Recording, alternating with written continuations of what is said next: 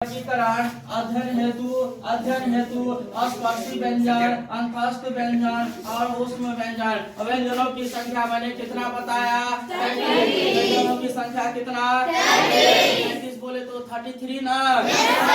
33। अब आइए, है कि नहीं, स्पर्श व्यंजन को हम वर्गीय व्यंजन भी कहते हैं। स्पर्श व्यंजन को वर्गीय व्यंजन भी कहते हैं। हमने वर्गीय व्यंजन क्यों कहा? आइए मैं थोड़ा सा समझाता हूँ। क वर्ग हो गया, च वर्ग, ट वर्ग, त वर्ग, प वर्ग, कितने हुए? 1 2 3 4। और इधर से क वर्ग में कितने?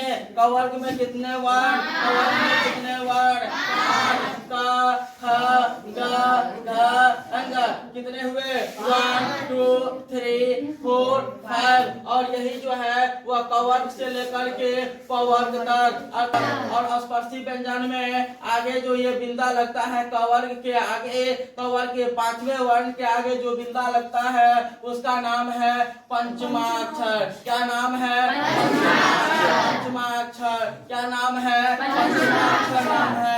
बात है। और यह क वर्ग के 5वें वर्ण ऐसे है जिनके आगे जो है वह बिंदा का प्रयोग किया जाता है। किसका प्रयोग? बिंदा का प्रयोग। अब आइए क ख में, है ना, चौथा में जो है वह 5 हो गया, चौथा में भी जो 5 हो गया।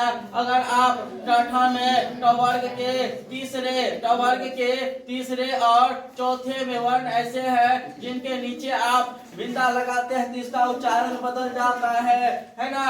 और चौथे नंबर में जिसको ठ पढ़ते हैं उसका अढ़े पढ़ा जाता है, उसका उच्चारण चेंज हो जाता है जब हम इसके नीचे बिंदा लगाते हैं। और इसके नीचे जो बिंदा लग जाता है उसका नाम है, उस बिंदा का तारण जात चिन्ह, उसे फेंका हुआ चिन्ह भी कहते हैं। क्या कहते हैं? फेंका हुआ चिन्ह भी कहते हैं। उसका नाम है तारण जात चिन्ह। क्या नाम है? क्या नाम है? आइए, तो मैंने क वर्ग से लेकर के प वर्ग तक की संख्या कितना बताया? कितना बताया? कितना बताया? 25 बताया। और इसके बाद आता है अंतस्थ व्यंजन। अंतस्थ व्यंजन की संख्या होती है 4, लेकिन य, र, ल, व और व, इसकी संख्या 4। और ऊष्म व्यंजन की संख्या 4। तालब स, उदान स, ज्ञान स।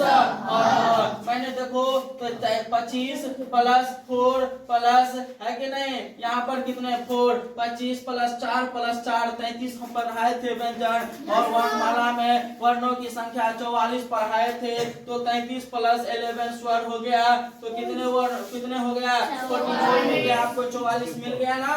आइए हम जरा सा इस बिंदु की बात करना चाह रहे थे। तो यह बिंदु आगे लगता है तो इसका क्या नाम होता है? पीछे लगता है तो क्या नाम होता है? बिंदु ऊपर लगता है तो उसका क्या नाम होता है? बिंदु नीचे लगता है तो उसका क्या नाम होता है? चलते हैं हम लोग इस पर चर्चा करते हुए, जो कि हम अभी पढ़ा चुके हैं। दोबारा मैं आप लोगों को समझाने की कोशिश करता हूँ। मान लीजिए एक रेखा है, उसका नाम होता है खड़ी पाई। क्या नाम होता है?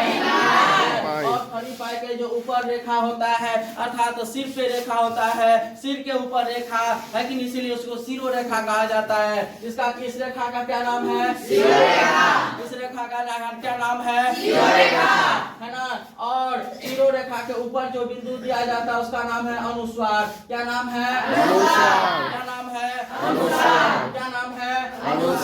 ध्यान दीजिएगा, इसका नाम है अनुस्वार। अब आइए, कोई भी वर्ण हो, उनके ऊपर जो बिंदु लगा हो उसको अनुस्वार, आगे जो लगा हो उसको पंचमाक्षर कहते हैं। क्या कहते हैं? पंचमाक्षर। क्या कहते हैं उसको? पंचमाक्षर। और पंचमाक्षर का प्रयोग क वर्ग के 5वें वर्ण पर किया जाता है। किसके पर? क वर्ग के 5वें वर्ण के आगे जो है वह पंचमाक्षर का प्रयोग किया जाता है। अब आइए, नीचे जो बिंदु लगती है इसका नाम है तारण जात चिन्ह। इसका क्या नाम है?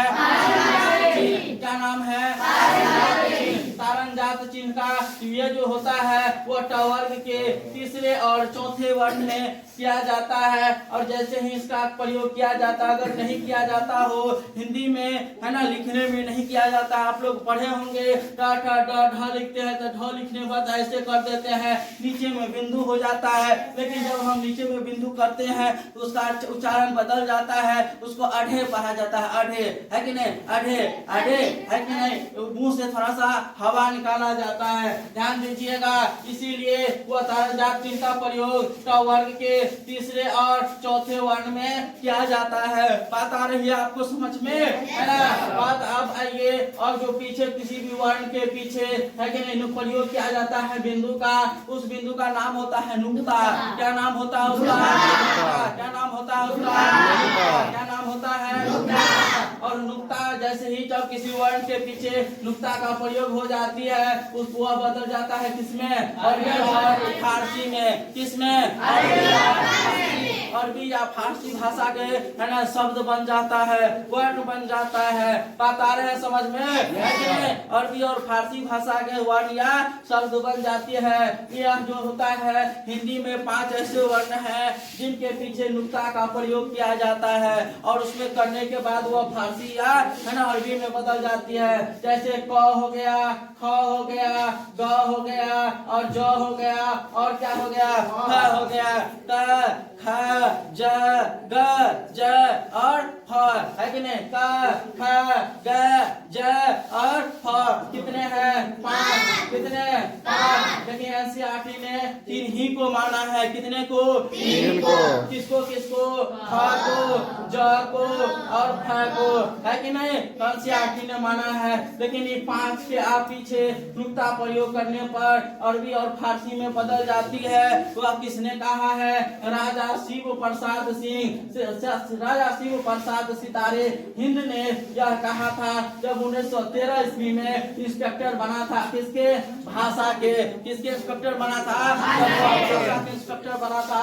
वही का नाम वही ने बताया था, राजा शिव प्रसाद सितारे हिंद। बोलिएगा, राजा शिव प्रसाद सितारे हिंद। राजा शिव प्रसाद सितारे हिंद ने ही कहा कि क ख ज और ख के, क ख ग ज और फ के पीछे नुक्ता का प्रयोग किया जाता है, तो वह किसमें, अरबी और फारसी में बदल जाती है। तो आज मैंने आपको उच्चारण हेतु है ना अध्ययन हेतु स्पर्श या वर्गीय व्यंजन के आधार के माध्यम से है कि मैं आपको बताया क्या अंतस्थ व्यंजन, स्पर्श व्यंजन और उष्ण व्यंजन तीनों की संख्याएं, सबकी संख्याएं, अंतस्थ व्यंजन की 4, उष्ण व्यंजन की संख्या 4 और स्पर्श व्यंजन की संख्या 4। इस प्रकार आपको हो गया 33, जो कि 33 हमने व्यंजन बताया था, है कि नहीं। 33 आपको दिख गया, है ना।